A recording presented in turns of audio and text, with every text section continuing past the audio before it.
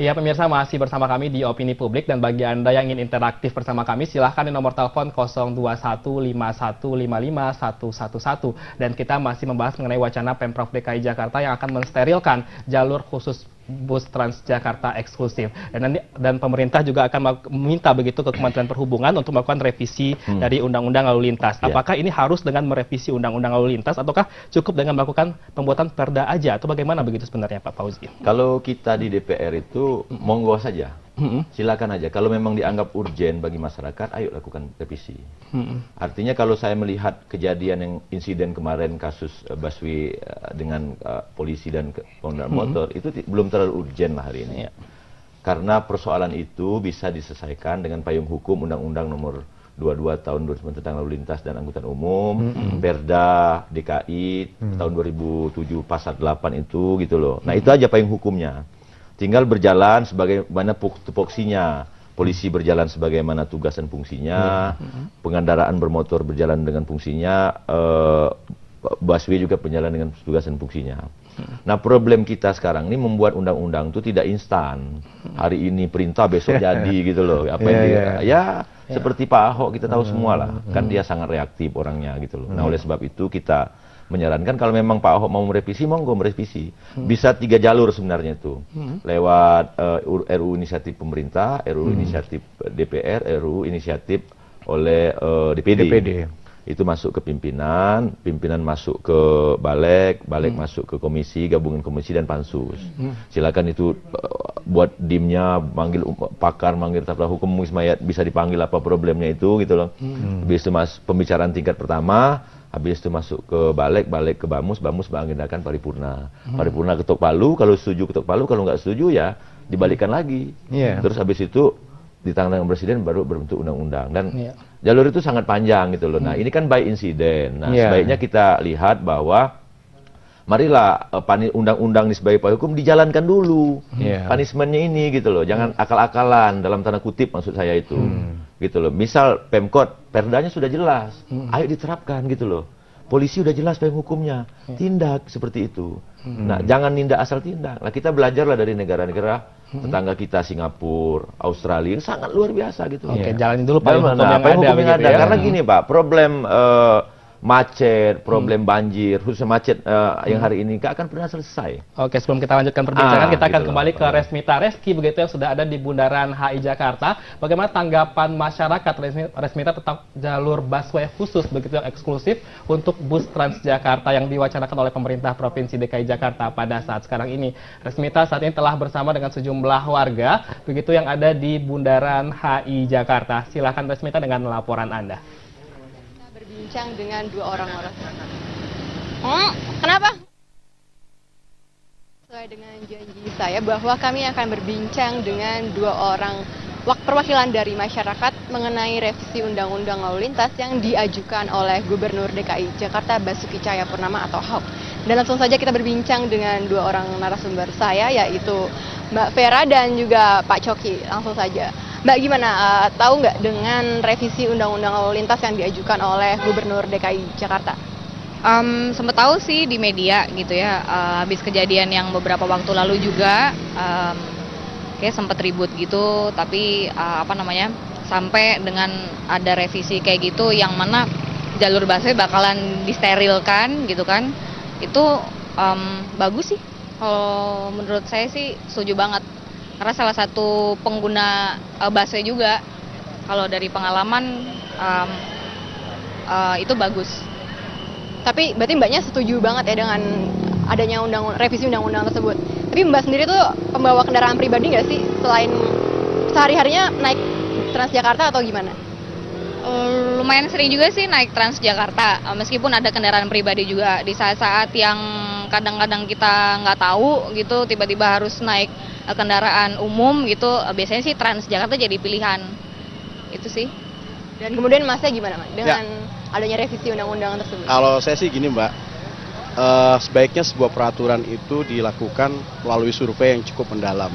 Jadi jangan terlalu buru-buru, ada sebuah peristiwa, tahu-tahu langsung berubah peraturannya, direvisi lagi.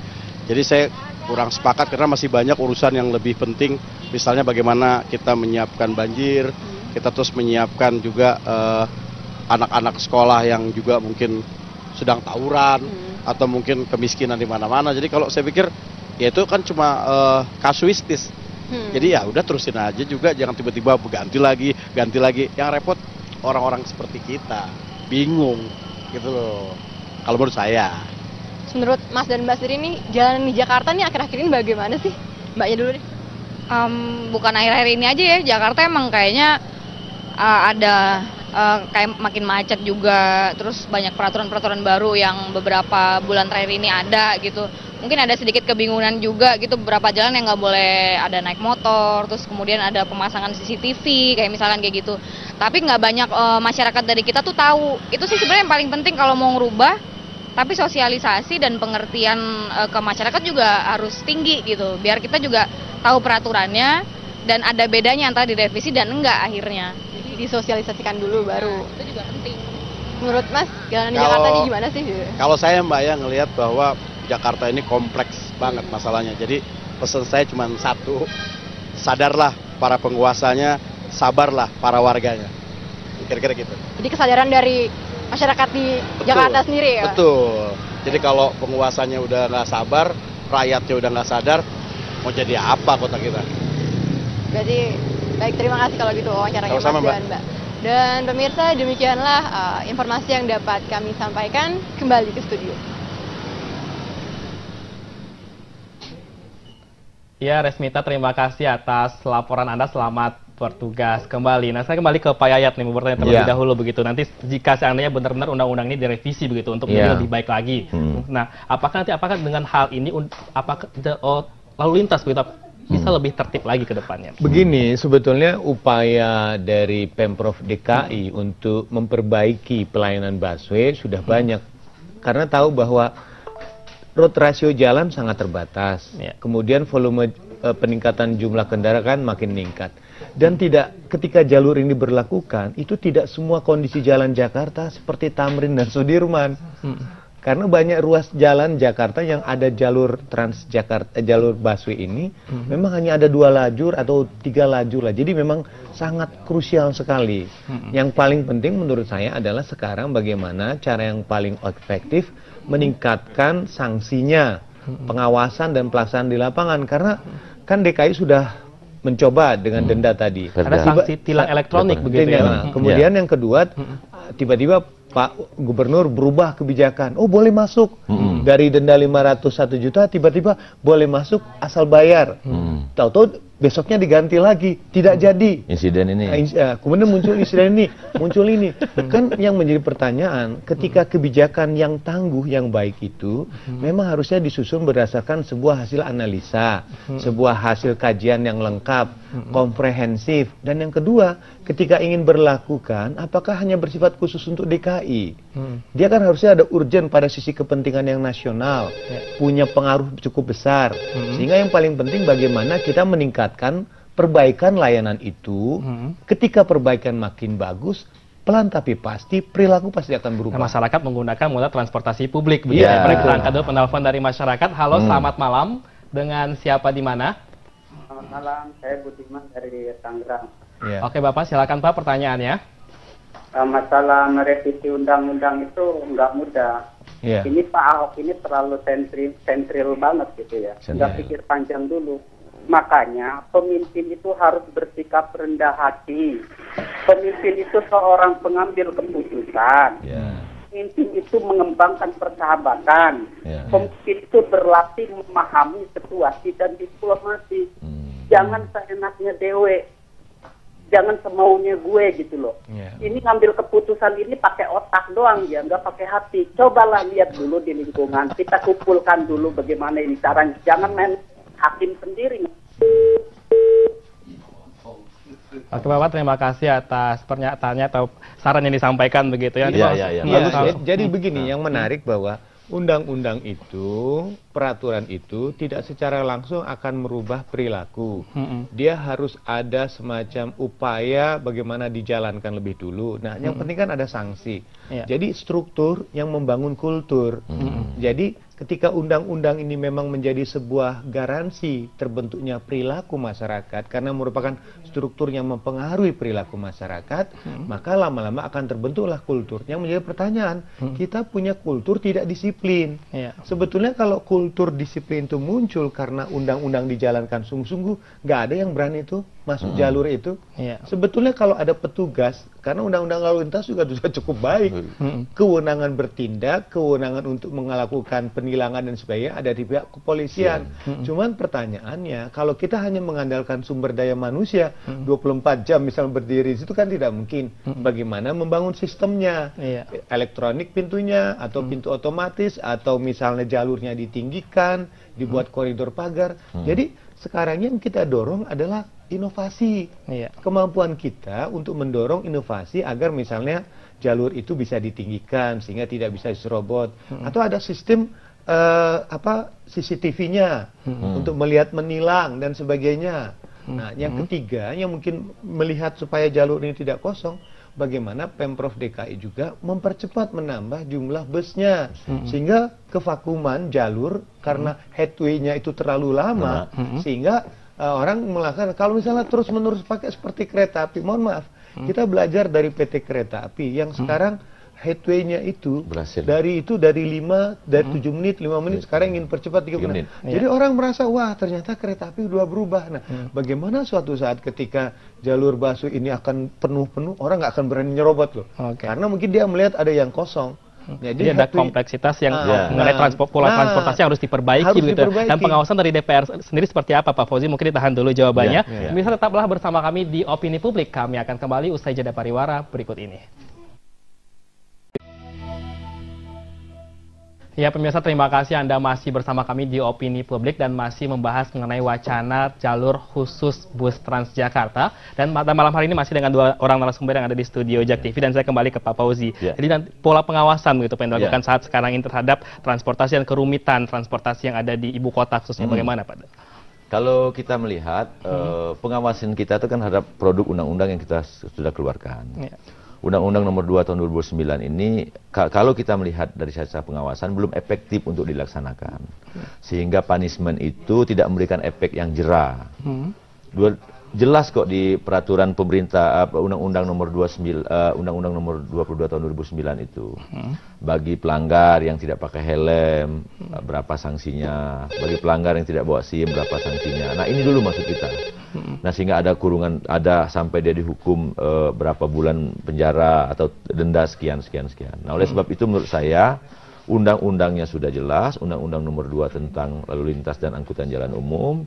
Terus ada persoalan Perda DKI nomor tahun 2007 pasal 8 itu yang mengatur itu. Bagi saya itu dulu yang diperjelas. Itu dulu yang baru dilaksanakan. Punishment itu jangan ada dalam tanda kutip permainan lah. Ini kan persoalan kultur apa yang Pak Yat sampaikan tadi. Kultur ini menjadi penting. Kalau perilaku aparatnya sudah seperti itu, apalagi masyarakatnya. Ini kan semuanya mau instan. DKI ini Pak, problem utamanya macet. Salah satu busway ini untuk menghindari persoalan macet, angkutan massal. Kita lihat bagaimana sudah bagusnya kereta api Jabodetabek Bogor Pak. Haruslah mengaca ke sana. Bagaimana busway ini bisa menjadi pilihan alternatif orang. Di saat orang udah capek pakai motor, orang udah capek pakai kendaraan pribadi, ayo nyalur busway. Karena efektivitas waktu, sarana dan prasarananya, kenyamanannya. Nah oleh sebab itu saya sebagai wakil kawan-kawan di DPR itu melihat bahwa udah terapinlah undang-undang ini dulu. Beri sanksi yang tegas bagi pelanggarnya agar memberikan efek. Ayo pemerintah DKI lewat Satpol PP-nya atau melibatkan stakeholder masyarakat. Gitu loh, bersama-sama menjaga palang pintu busway sehingga pelanggaran-pelanggaran itu sangat minim. Baik insiden kemarin itu jangan sampai terulang lagi.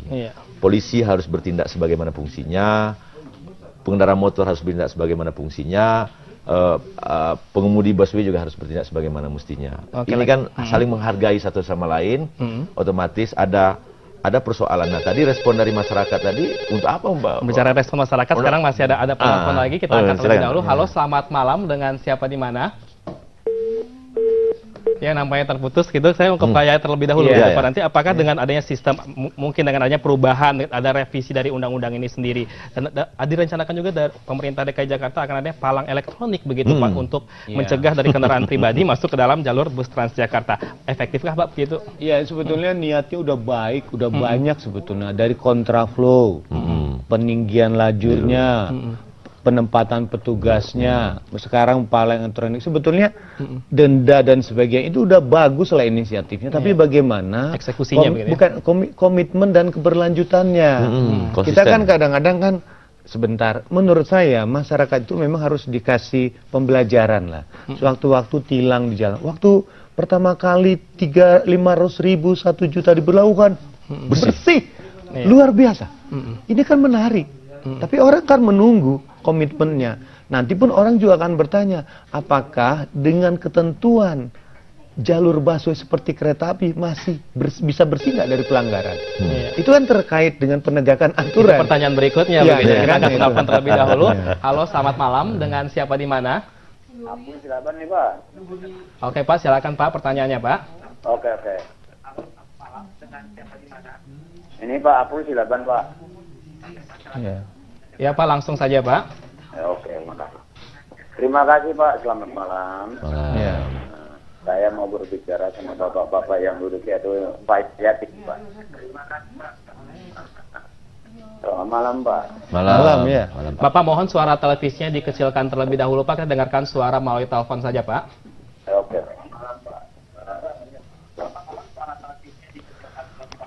Ini. Ya Pak. Ya Pak. Ini Pak, kami karyawan busway. Saya tadi tidak sependapat dengan perkataan Bapak yang terang itu ya. Menurut kebijakan dari aturan-peraturan dari oleh pemerintah.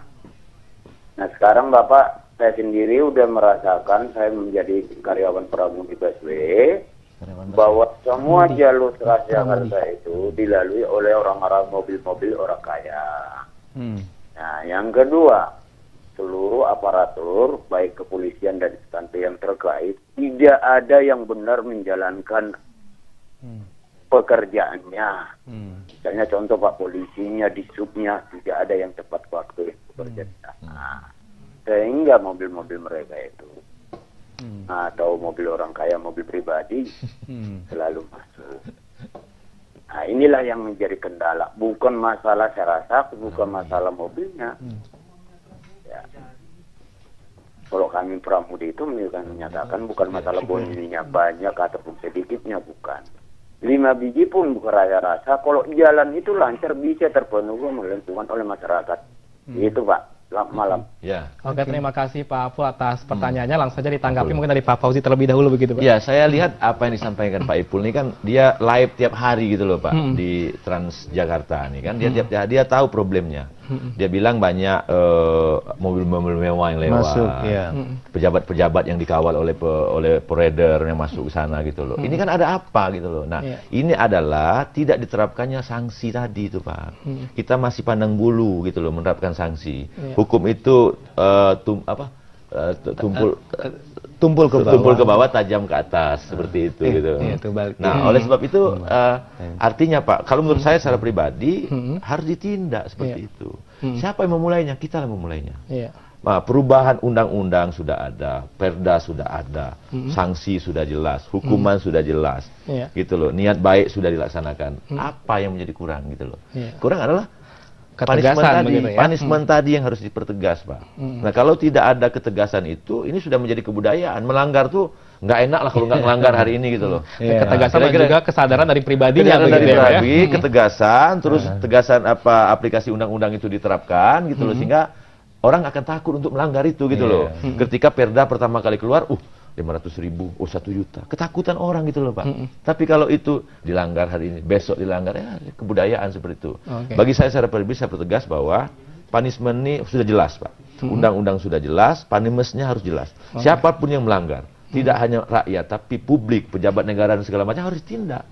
Bila perlu ada contoh gitu loh. Nah ini yang harus polisi harus berani untuk itu. Itu harus dilakukan ketegasan itu sendiri, begitu ya. Sebelum kita lanjutkan, kita harus jeda terlebih dahulu. Pemirsa, tetaplah bersama kami di Opini Publik. Kami akan kembali usai jeda pariwara berikut ini.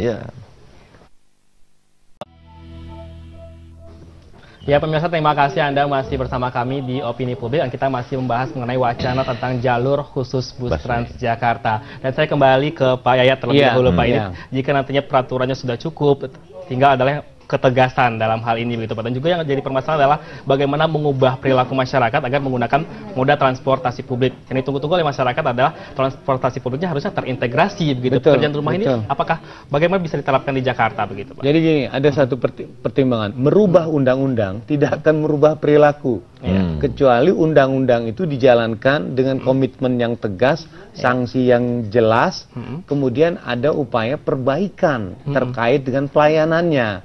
Yang ditunggu masyarakat itu perbaikan pelayanannya. Jadi ketika makin baik pelayanannya, orang melihat bahwa buktinya itu apa yang dijanjikan terbukti dalam prakteknya. Jadi mohon maaf, misalnya sekarang dihimbau kepada warga Jakarta, tinggalkanlah mobil Anda, kendaraan pribadi Anda di rumah, naik angkutan umum. Orang lihat angkutan umumnya makin lama makin bagus atau tidak. Ketika makin bagus, dia tinggalkan.